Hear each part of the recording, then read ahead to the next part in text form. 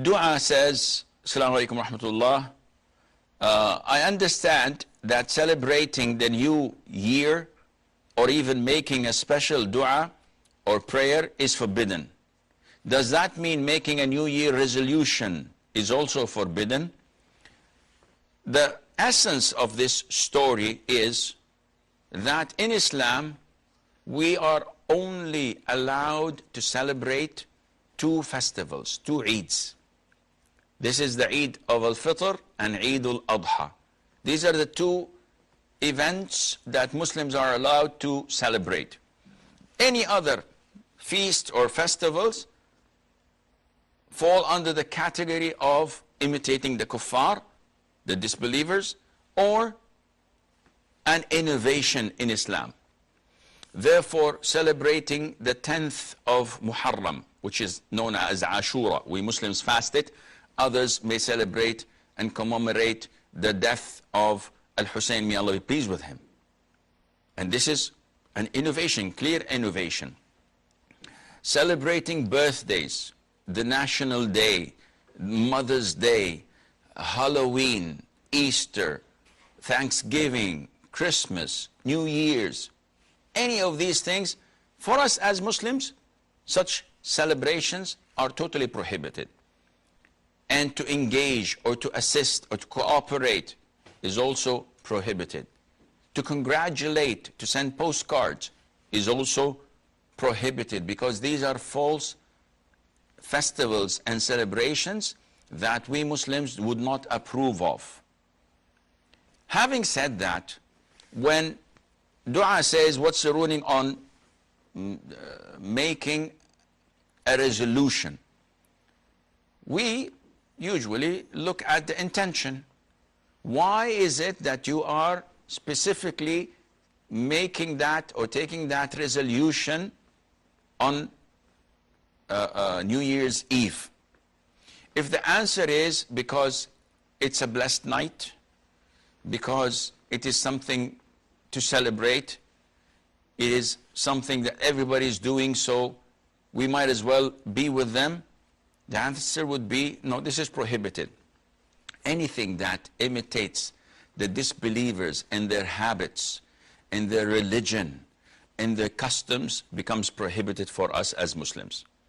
Abdullah ibn Umar, may Allah be pleased with him, said, the Prophet said in a long hadith, alayhi salatu salam, وَمَنْ تَشَبَّهَ بِقَوْمٍ فَهُوَ مِنْهُمْ. Whoever imitates a people, then he is one of them. Now one would say, as usual, those keyboard knights or those who just argue without any knowledge, and we feel sorry for them, but nevertheless we have to cater for their ignorance. They say, why are you wearing the watch, Sheikh? And your clothes are made abroad. What?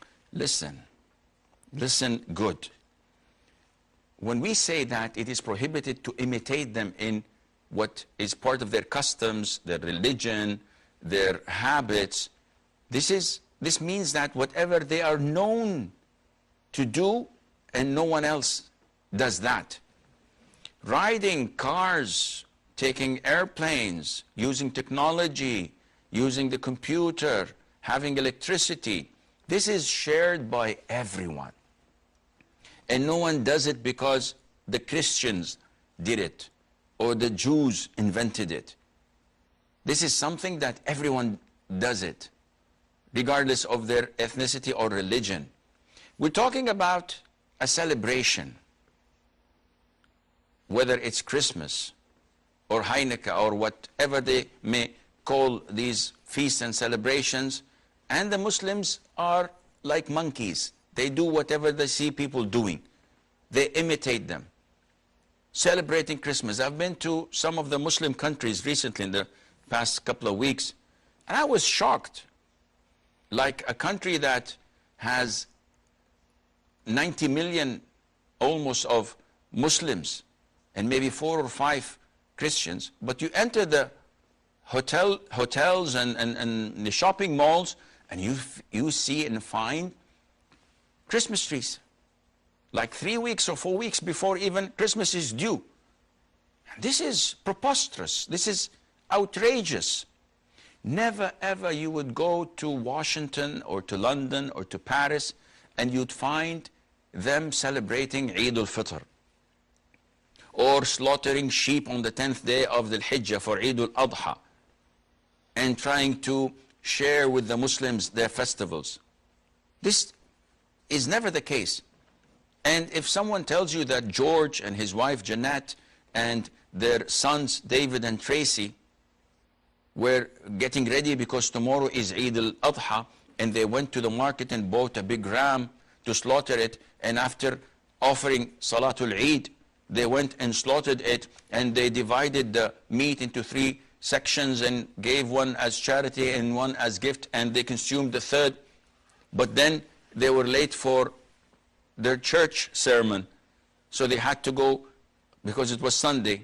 Anyone who hears this said, this is crazy. George and Jeanette, Tracy and David, are they Muslims to celebrate Eid al-Hajj? Or are they Christians to go and attend the sermon or the service at the church? This is exactly what's happening to the Muslims. You have Abdullah, Muhammad, Ali, Ahmad, and their wives Fatima, Khadija, Aisha, Safiya, Hafsa, Hajar. But they look as Muslims, yet they celebrate and pretend to be Christians. This cannot be in the religion of Islam. This kind of split identity, Dr. Jekyll, Mr. Hyde, this is unacceptable in Islam. The identity of a Muslim is crystal clear. Inside, outside is the same. That's why those who, let's say, are not Muslims, especially the politicians and the people of authority, they fight Islam. They don't want the Muslims in their countries to be real Muslims. They want to dilute them. They want them to be dissolved in the melting pot. So they may preserve the name Ahmad or Muhammad. Muhammad, you may call him Mo, not Muhammad, because this is embarrassing for them. They call themselves Mo. And they may have these names, but they celebrate Christmas. They may go to parties. They may sit with people drinking intoxicants. They may even drink a toast. They're not heavy drinkers, but this is a social drink, a champagne or something, just for the occasion. So this kind of split personality is rooted through implementing their strategy over the past years. Most of the Muslim communities, most of the Muslim countries, without any exception, have been colonized mentally.